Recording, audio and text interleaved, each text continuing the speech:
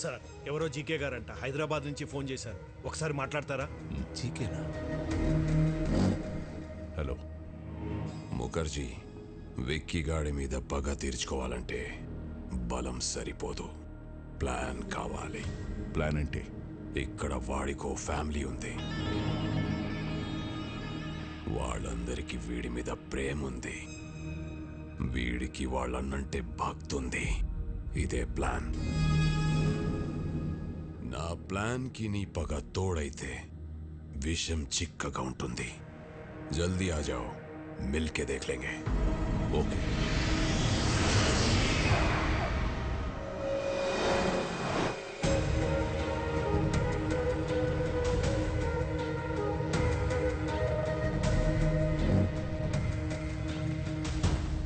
Welcome to Hyderabad Mukherjee. दुश्मन का दुश्मन हमारा खास दोस्त. प्लान ఏంటి? ఎక్స్క్యూజ్ మీ, బయలురాజు చెప్పు. సార్, ఈరోజు విక్కీకి అమిత్ గడ్ దొరికిపోయాడు సార్. నా గురించి వాడు అన్నీ చెప్పేశాడు సార్. ఆ విక్కీ గడ్ ఎలాగైనా నన్ను పట్టుకుంటాడు సార్. కంగారు పడకు, నువ్వు అర్జెంట్గా బయలుదేరి మన సాస్ ఐ టవర్కి వచ్చేయి. మన వాళ్ళు వచ్చి నిన్ను పికప్ చేసుకుంటారు. ఈ రాత్రే నిన్ను దుబాయ్ పంపిస్తా. అలాగే సార్, నేను అక్కడికే వచ్చేస్తాను సార్. ఎరా దొరికింద్రా, సొరచాప ఎక్కడున్న వస్తుంది. What's the plan? Ray Reddy sir, ఆ విక్కీ గాడికి ఫోన్ చేసి బయలురాజు ఉన్న లొకేషన్ చెప్పు.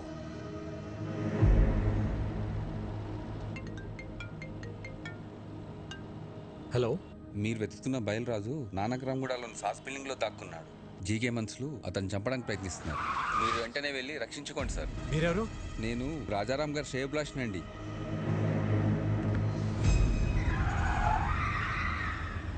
రాజారాం శ్రేయభిలాషి అంటే మరి అతనికి కూడా ఫోన్ చేయాలిగా మామా. అర్థమైంది అల్లుడు.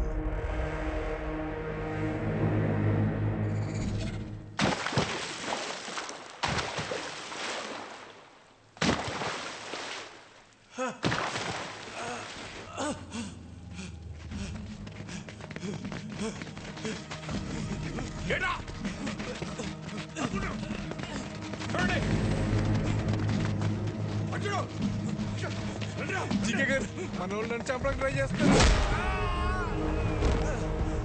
నన్ను ఎందుకు కొడుతున్నారు?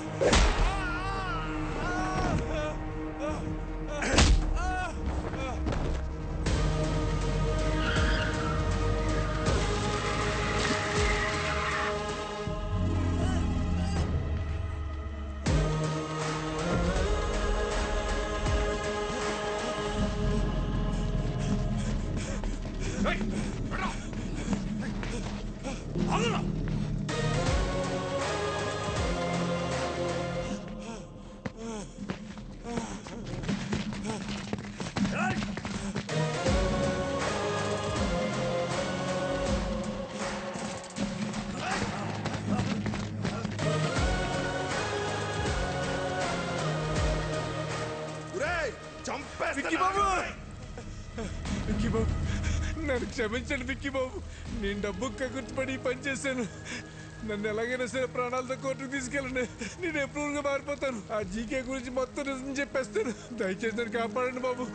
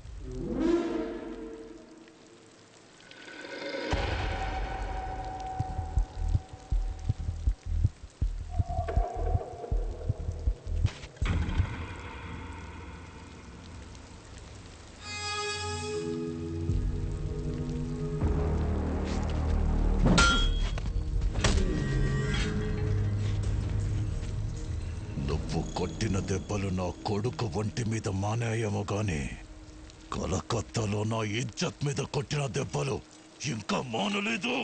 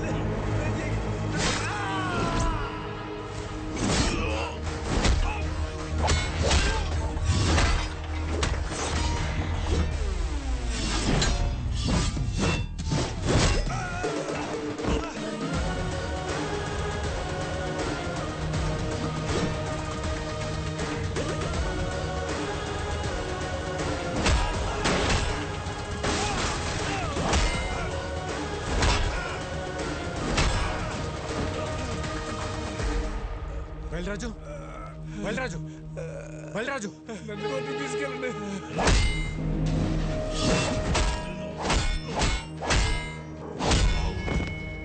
విక్కీ భాయ్ చూడదా మేరా పాపకు లైఫ్ లో మళ్ళీ నీకు కనిపించు ప్లీజ్. విక్కీ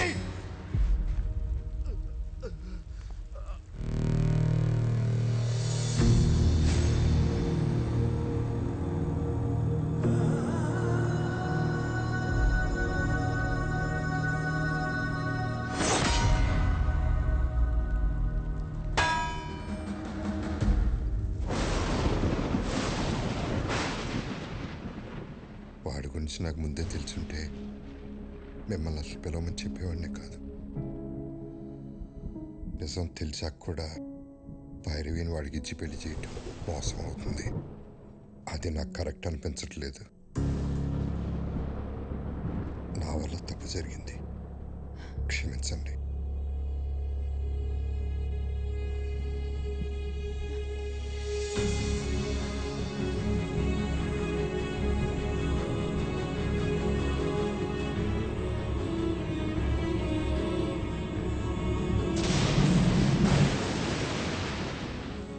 ఏరియాలో నా కాంట్రాక్ట్స్, నా బలగం, 100 కోట్ల ఆదాయాన్ని సొంతం చేసుకొని ఎక్కడికొచ్చి డ్రామాలాడుతున్నావా?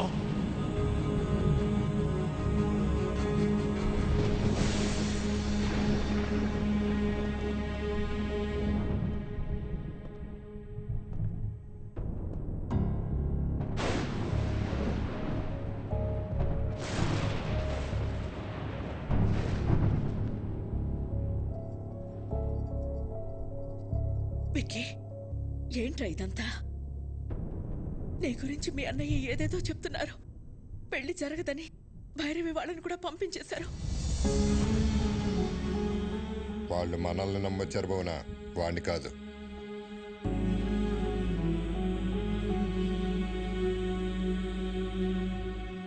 ఏంట్రా ఇదే?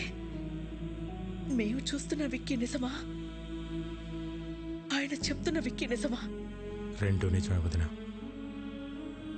రెండు నేనే. అన్నయ్య చెప్పినట్టు నేను మారకపోవటం నిజం, భైరవ్ని ప్రేమించడం నిజం, అలాగే మీరందరూ కావాలనుకోవటం, హ్యాపీగా ఉండాలనుకోవటం కూడా నిజం. అంటే నా కళ్ళతో నేను చూసింది అబద్ధమా? కాదన్నయ్య, నీకు నాకు తేడా ఏంటో తెలుసా? చిన్నప్పుడు ప్రపంచాన్ని నాకు నీ కళ్ళతో చూపించాలనుకున్నావు, నేను నా కళ్ళతో చూద్దాం అనుకున్నాను. గొంతెత్తితే తలెత్తాను, చేయితే కాలెత్తాను, దాడికి దాడి, మోసానికి మోసం చేశాను. చేసిన తప్పు సమర్థించుకుంటున్నావా? నేను చేసిన తప్పే కాదంటున్నాను. నేను చేసింది చెప్తే మీరు బాధపడతారని నేను అబద్ధం చెప్పాను.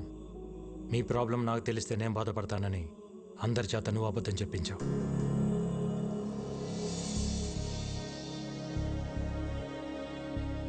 నిజాలు ఇద్దరం దాచామన్నయ్య. రే, ప్రాణం పోసే అబద్ధానికి నిజం కన్నా ఎక్కువ విలువ ఉంటుంది. ప్రాణం తీసే నిజానికి అబద్ధం కన్నా ఎక్కువ ప్రమాదం ఉంటుంది. నిజం చెప్పుంటే నన్ను ఇంట్లో ఉండనిచ్చేవాడే అన్నయ్య. నువ్వు మంచితనం, నిజాయితీ, కల్మషం లేని మనసు దగ్గర ఆగిపోయావు అన్నయ్య. ప్రపంచం మారిపోయింది. ఒకప్పుడు తల దించినోడికి మర్యాద, ఇప్పుడు చెయ్యి ఎత్తినోడికే మర్యాద.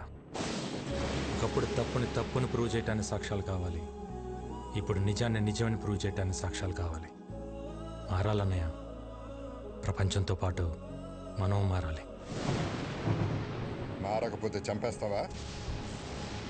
ఈ ఇంటికి కొన్ని ఆదర్శాలున్నాయి, ఈ కుటుంబానికి కొన్ని విలువలున్నాయి.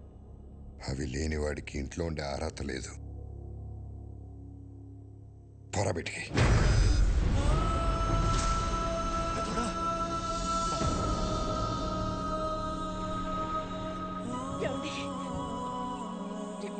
ఏంటి మాటలు? తినే తిండిలోనే తప్పుంటే తట్టుకోలేక పోరాటం చేస్తున్నాను. అలాంటిది ఒక తప్పుడు మనిషిని ఇంట్లో పెట్టుకోమంటావా? పొమ్మనన్నాను బయటికి.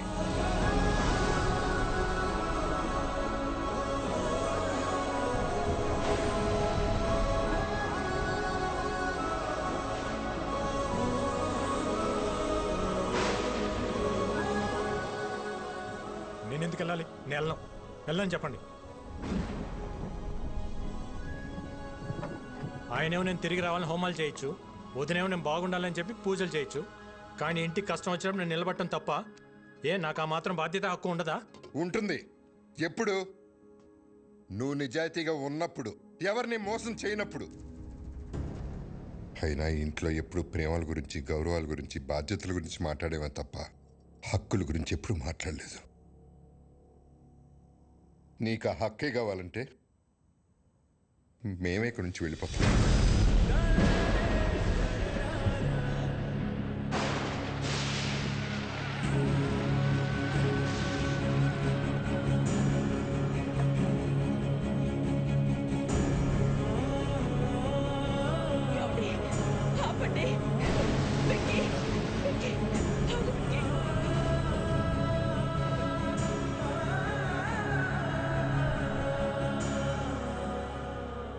ఇన్ని రోజులు నేను ఇంట్లో ఉంటే అన్నయ్య సంతోషంగా ఉంటాడనుకున్నా. కానీ ఇంట్లో నుంచి వెళ్తేనే అన్నయ్య సంతోషంగా ఉంటాడంటే ఒక్క సెకండ్ కూడా ఉండను వదిన.